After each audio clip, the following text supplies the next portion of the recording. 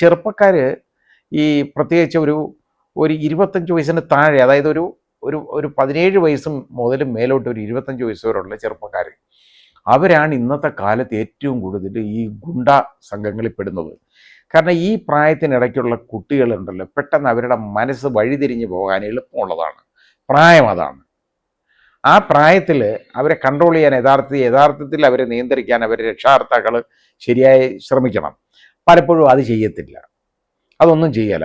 ഈ അടുത്ത സമയത്ത് ഒരു അച്ഛൻ എൻ്റെ അടുത്ത് പറഞ്ഞ, ഒരു പിതാവ് പറഞ്ഞാണ്, അയാളുടെ മകൻ, അവന് 17 വയസ്സേ ഉള്ളൂ, അവൻ കഞ്ചാവ് അടിച്ച് ബോധമില്ലാതാണ് വീട്ടിൽ കയറി വരുന്നത്. അപ്പോൾ ഇയാൾ ഒരു ദിവസം പറഞ്ഞു, ഇനി മേലാൻ നീ ഇങ്ങനെ വരരുത്, ഒന്നാം വീട്ടിൽ കയറ്റരുത്. അപ്പോൾ അവൻ പറഞ്ഞെന്താന്ന് വെച്ച് കഴിഞ്ഞാൽ, നിന്നെ കൊന്നുകളയും, എന്നെ വീട്ടിൽ കയറ്റിയിട്ട് നിന്നെ കൊന്നുകളയും, എന്നെ എന്തിനാ ഉണ്ടാക്കിയതെന്ന് ചോദിച്ചാൽ അയാളെടുത്ത് എന്ത് ചെയ്യും? അയാൾ എന്ത് ചെയ്യും?